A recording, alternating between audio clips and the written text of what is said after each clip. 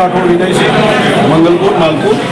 આજ રોજ માલપુર તાલુકાના ક્ષત્રિય આગેવાનો અને યુવાનો અહીંયા ભાજપનો કાર્યવાહી ઓપનિંગ હતો ત્યારે અમે અહીંયા આવેલા છે વિરોધ કરવા માટે.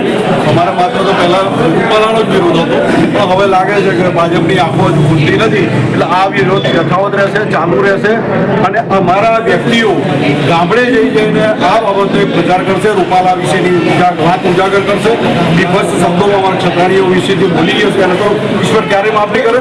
હવે એનો ઇતિહાસ એ તો હવે ગવા છે કે રાજપૂતો કોણ હતા કોઈની કહેવાની જરૂર નથી, કારણ કે અમે અમારી રીતના નિશ્ચિત રીતના કામ કરીએ છીએ. દરેક ગામની અંદર અમે ભાઈચારાથી લઈએ છીએ, છત્રીસે જોડે ચાલવાવાળા અમે છીએ.